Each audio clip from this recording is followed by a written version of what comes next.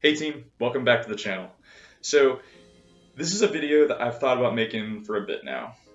And part of it is me wanting to get this off my chest, but I'm also hoping that by me telling my story that I could potentially help someone out there and potentially save their race and help someone avoid a trip to medical. So this is the story of why I have DNF'd 5 Ironman distance triathlons.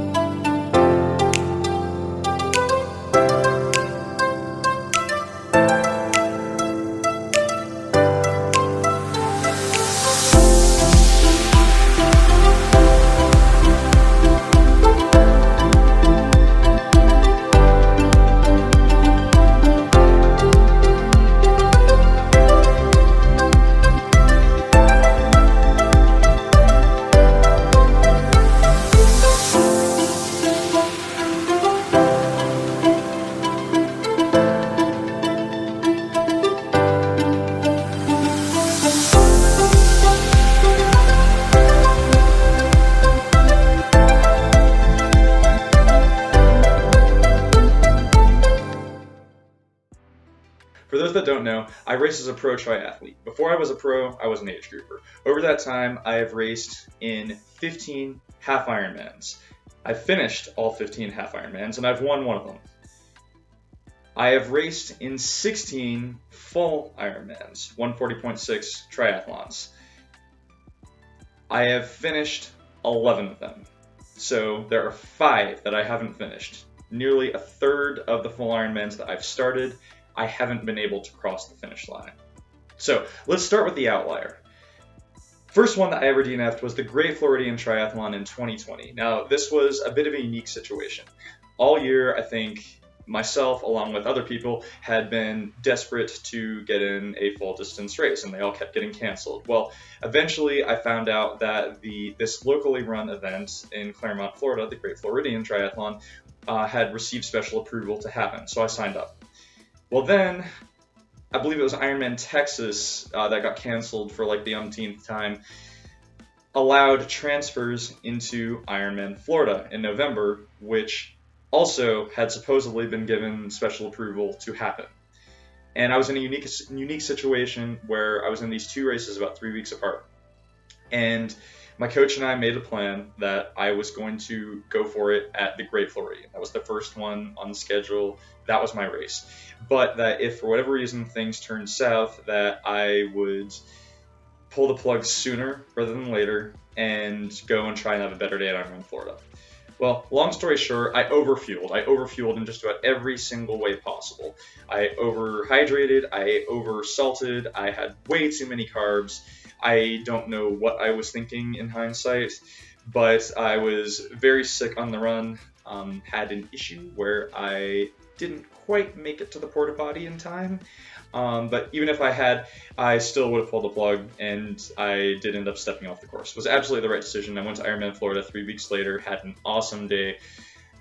Unfortunately, I was the first age grouper to not get a Kona slot at that race, but nonetheless was 100% the right call. So that is the outlier. The other 4 races that I DNF'd were 2022, the Ironman World Championships in St. George, Utah. 2023, Ironman Coeur d'Alene. 2023, Ironman Lake Placid. And 2024, Ironman Lake Placid. Now, what do all of these have in common? They're all extremely hilly bike courses, which basically means, for my purposes, more time on the bike. And I'll get into why that was an issue here in just a little bit. 2 things to know about me is, 1, the bike is definitely my strength in triathlon. It is very rare that I will have any major issues on the bike in a race. If I have overcooked myself, if I have over or underhydrated, if I have any kind of niggle. Normally, those types of issues don't bite me until I get off the bike, and I'm able to truck through just about anything without any problem at all, for better or worse. 2, I am an extremely heavy sweater, and an extremely salty sweater. It's not uncommon for me to go out for an easy run in the heat of summer and come back in the neighborhood of 8 to 10 pounds lighter than when I started. And in dry weather, I'm one of those people that where their kit is always just caked in salt when I come back from a session.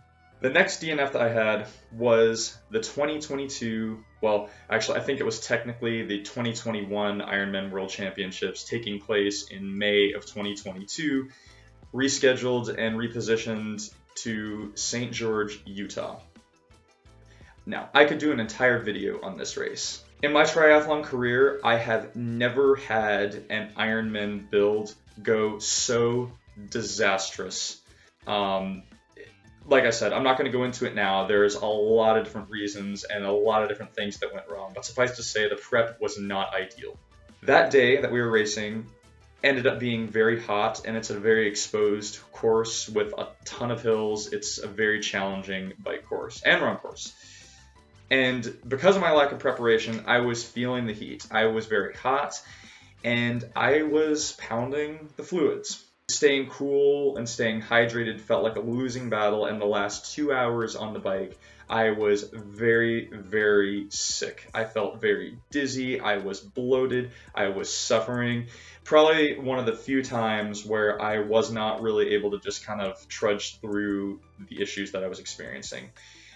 I got off the bike, and as soon as I hit pavement, I, cramped immediately, and I was feeling very dizzy, very lightheaded. I was seeing stars a little bit. I was very hot. Everything that I felt on the bike just got amplified. In hindsight, I should never have started that marathon. In the moment, I remember it feeling like just this absolutely monumental task to even think about running a mile, let alone 26. But I'd qualified for my pro card at Ironman Lake Placid the previous summer, and I knew this was likely going to be my last age group race, and quite possibly my only chance to race at the Ironman World Championship. So I wanted to get to the finish line, and I wanted to get there at all costs. I didn't care if it took me 12 hours, 9 hours, 17 hours. I just wanted to get there. Well, I trudged all the way to about mile 10, and if I remember correctly, that took me about 2 hours or so to get there, and so that's way, way, way off goal pace for me. I was feeling lightheaded, dizzy, and I was starting to dry heave, and I was having more and more of a hard time to keep moving forward. And I forget exactly what happened, but there was some reason that I had to stop at about just after mile 10. And it was like either I had to pick something up because I dropped it, or I was like scratching an itch, or I don't know what it was. But I remember in that moment where I stopped, and all of a sudden just like the lights went out, and then they got really, really bright. And I was seeing stars. I was suddenly seeing double. I've never had this experience. I felt like I could just keel over at any moment, and I was very, very hot.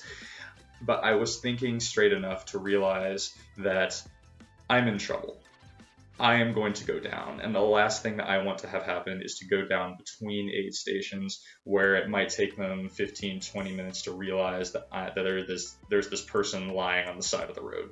I knew my race was over, and so at that point, my finish line became getting to the mile 11 aid station. It felt like a monumental task, but I was able to get there. I was throwing up. I was cramping. Like I said, was seeing double, literally. I've never had that experience before. I came in screaming for help. I need medical. I need medical. Get me help. I need help right now. And I remember a couple of volunteers, getting me ice and helping me down into a folding chair underneath a tent in some shade. And that's the last thing I remember. The next memory I have is when I was in a moving golf cart where I was being transported to medical, and I had about 10 of those like silver space blankets on me. I was shivering uncontrollably. I was so cold. And even though like my brain, the logical side of my brain is starting to come to, and I know it is upwards of 100 degrees out, I was in bad shape, very bad shape. So I go to medical, They hooked me up on IV right away. After a few minutes in the med tent and in the cool and in the shade, I started to come to a little bit, and I was coherent. I was coherent pretty much the entire time I was in medical. I have full memory of it. This is where I first heard the term hyponatremia. And essentially what this means is when your blood sodium content becomes diluted to dangerously low levels. And that's what was happening to me. Felt like I was going to die, legitimately. It was honestly the worst feeling I have ever had in my life. I was on several IVs, and I remember the doctors talking about how they were concerned about me and debating whether or not to transport me to the emergency room because they couldn't get my blood sodium levels to come up. I'd had like 3 or 4 IVs at this point, and they couldn't get my electrolyte levels up. Well, eventually they did go up. They went up by like 0.5% or something, and that gave whoever was looking at me at the time the confidence to know that, okay, I was rebounding, I was starting to come to, I was going to be okay. They helped me out, and I went outside, and my parents were there waiting for me. They had apparently been standing outside medical the entire day, and one of my first comments was, wow, it's dark outside. It gets dark early here in St. George. And I knew I went into the med tent about 1 or 2 in the afternoon. And they're like, well, yeah, that happens. You've been in there for almost 8 hours. And that was, it sounds comical, but legitimately, it felt like 30 to 45 minutes that I was in there. Like, I knew I'd been in there for a little bit, like enough time to be kind of impatient, but my time perception and my brain had just gone. And that's what hyponatremia does to you. Like, my time perception was just totally screwed up, and I was extremely disoriented coming out and seeing that it was dark, which just made things even worse. But while I was in there, I remember seeing people literally hallucinating. You know, the doctors having to tell people, it's like, hey, you're here. You're not doing the race anymore. The race has happened. You're in the medical tent. And these people not understanding. And for me, that just somehow manifested itself in just complete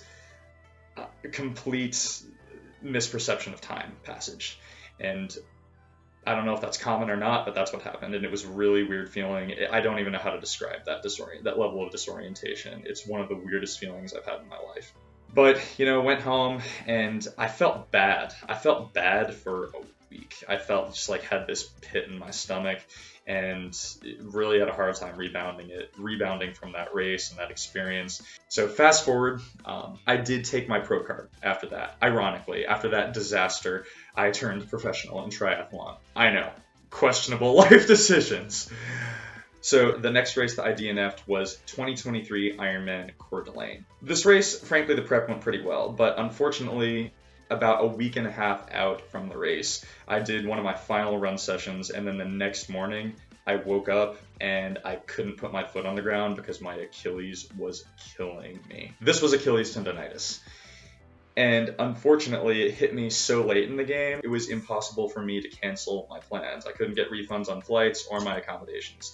So it was a case of either I go and give it a shot, or I'm just out the money. So I decided to go and try. And it was the right decision in the moment. But on the bike, within 30 minutes, I felt very ill. Not to the extent that we were talking about in St. George, but that entire bike ride was a slog. My back hurts, my nutrition, something was up.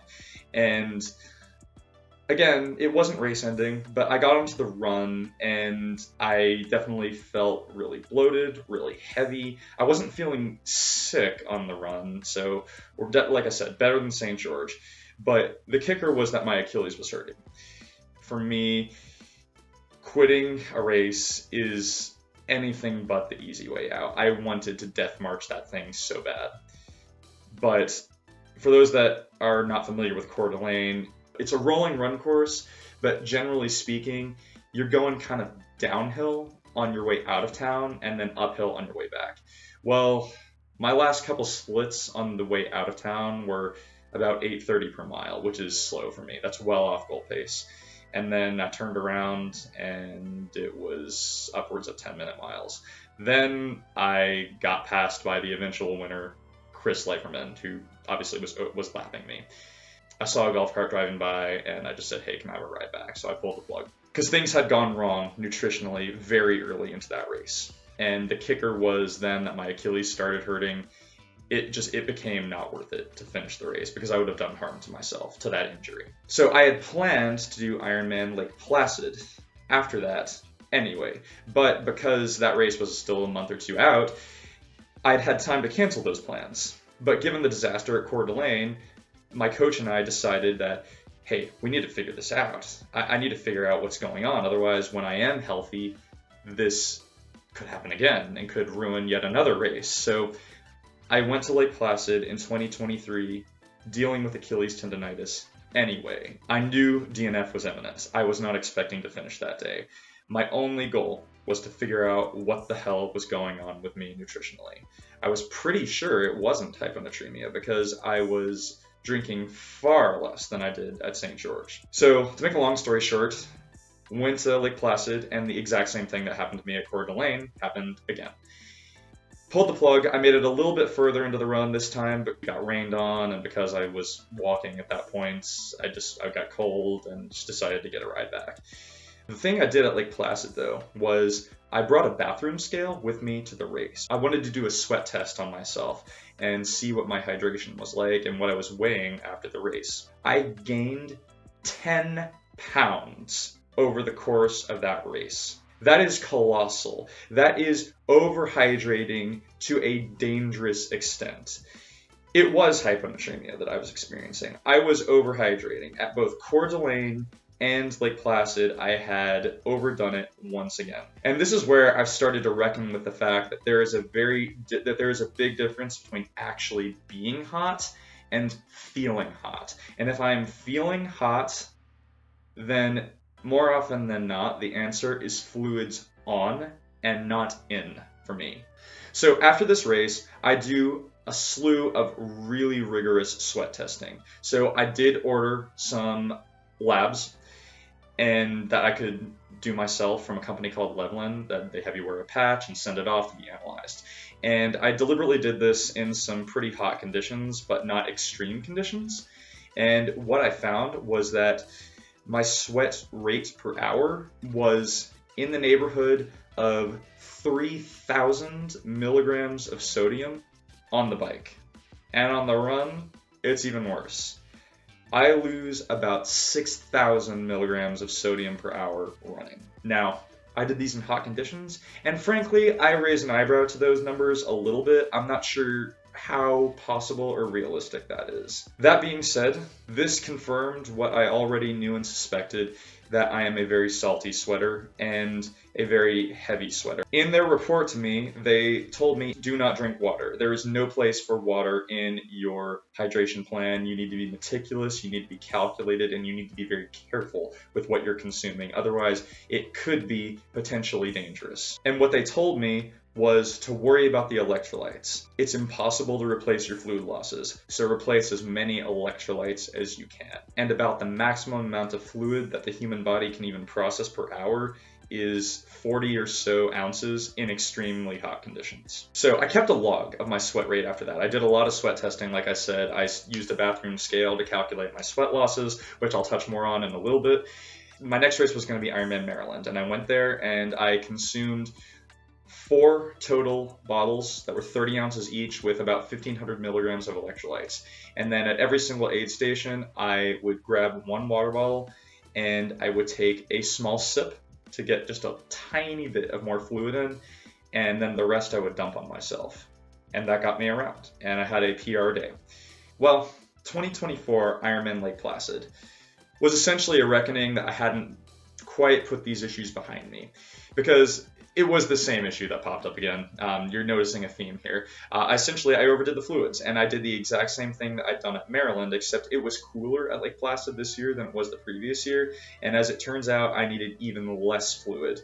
And the kicker for me is I did start to have a little twinge of cramping in my hands and feet about halfway through the bike course.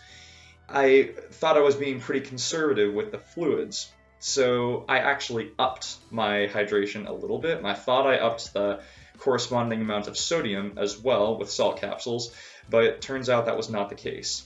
And the insidious thing about going hyponatremic is you feel thirsty when it happens, and the natural instinct is actually to drink more, when the reality is you should do nothing. Like 9 times out of 10 for me, when I'm going hyponatremic, the answer is to do nothing. Or in a bind, consume highly concentrated sodium. The silver lining of this race is I wasn't anywhere near as far gone, on the path to hyponatremia as I was at some of these others.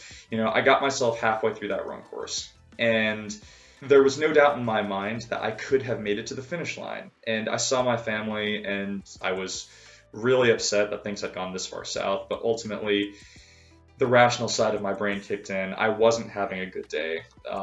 All hopes for the goals that I had were gone.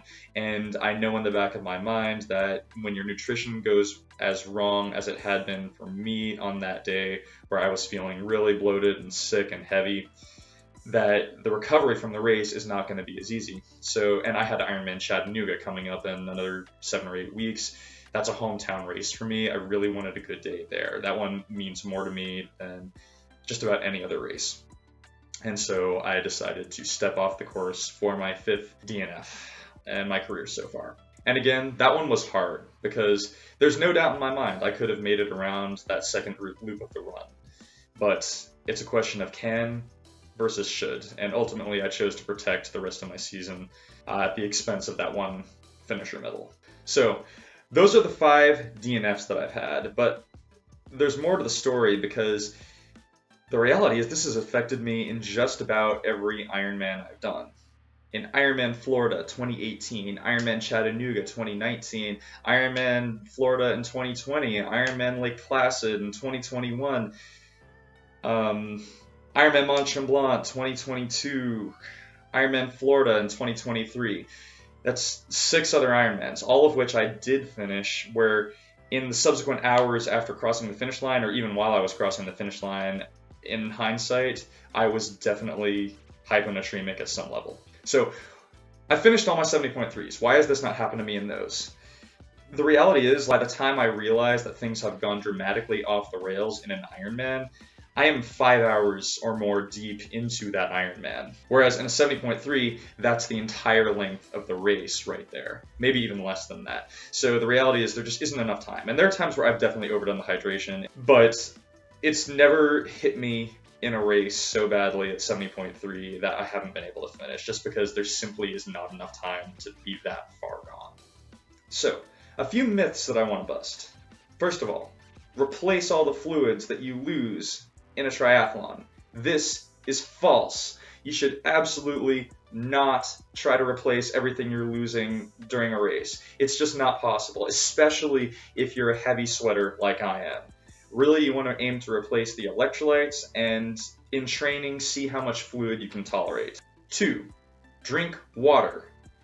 Big no. This is a great way to drive yourself into hyponatremia super quick, and I have learned this the hard way multiple times. You want to be drinking electrolytes, and again, depending on how salty a sweater you are, will determine the amount of electrolytes that you should be consuming. Traditionally, about the upper limit that the human body can process for electrolytes is about 1,500 milligrams per hour, but you have to gauge that for yourself, see how much salt is on your kit, and maybe even do a rigorous sweat test or a lab test to figure out exactly what your needs are. And if you're like me, you might want to consider having some salty foods and upping the sodium content of your regular diet in the days leading up to our race or any hard efforts in training. 3, it's better to overhydrate than underhydrate. This cannot be more wrong, at least for me. My tendency, I come at triathlon from a place of overconsumption in food and just in general. And so my tendency is always to drink more and to drink more than I need. And what I found, obviously, is that over-consuming fluids can be dangerous. Under-consuming fluids can be dangerous too, but your body has ways of shutting you down before you quite get there. So I did a test last summer, which probably wasn't the healthiest thing in the world, but I did a hard track session, and I had only about 10 or 15 milligram flask of very concentrated electrolytes. And so I did fuel with those, but I had no other fluid. And over the course of about an hour and 20 minutes, I dropped from 180 pounds to 165 pounds before I started seeing any noticeable performance decreases. It was very hot and humid morning, and frankly, I don't recommend that because I was feeling pretty bad, and I did start cramping at that point. But my point is, you probably don't have to replace anywhere near as much as you think. And you can still have a good performance even while being pretty darn dehydrated. So it's definitely important to have a hydration plan. Whenever you go into a race, look at what the weather is, look at what you've done in training, and come up with a plan to stay hydrated. And I cannot emphasize enough, do not just consume water, consume electrolytes, and make sure you're consuming the right amount of electrolytes and water. And again, you don't have to do lab testing. I did it because this had become enough of an issue for me that I was willing to invest in it. If you just look at your kit, you can probably see whether you're extremely salty or not so salty. But one thing that I would recommend every triathlete, or even just endurance athlete in general, do is a simple sweat test. The only piece of equipment that you need for that is a simple bathroom scale. So what you want to do a basic sweat test is weigh yourself, ideally unclothed or minimal clothing, before you do a session. Then you want to towel off any sweat that you have and weigh yourself immediately after a session. Then you want to subtract the weight that you were after the session from the weight that you were to begin the session. And then also subtract off any fluids that you consumed during that session. Then divide the number that you get from doing all that subtraction by the number of hours that you spent training. For me, usually this is a decimal number of hours, and that entire that calculation will give you your hourly sweat rate. And I'll put a little calculator in the description of this video, which I've used to help do this automatically for me. And what I did in 2023, and I've been a little bit more religious about doing that this year as well, is keeping a log. And I do this for almost every single session, and I record the temperature and relative humidity so that I am well versed in how best to hydrate and fuel in different weather conditions. So that is the story of why I DNF'd 5 Ironman triathlons, and hopefully you can learn from my hydration mistakes and do better in your next race and hopefully avoid a trip to medical. Just one final thought that's a little bit unrelated. My 5 DNFs have taken place at the Great Floridian, Coeur d'Alene, St. George, and Lake Placid. Great Floridian, Coeur d'Alene, and St. George full distance Ironmans do not exist anymore. I had one good race at Ironman Lake Placid in 2021. It's where I got second in my age group, male 25-29. It's where I qualified for Kona. It's where I qualified to take my pro card. But I've had DNFs there in 2023 and 2024. In 2025, I will be back, and there will not be a third DNF. Thanks for watching, guys. I know this has been a long video, but I really hope you can take something away from this and help improve your next race performance and your hydration plan. So again, thanks for watching, and I'll see you next time.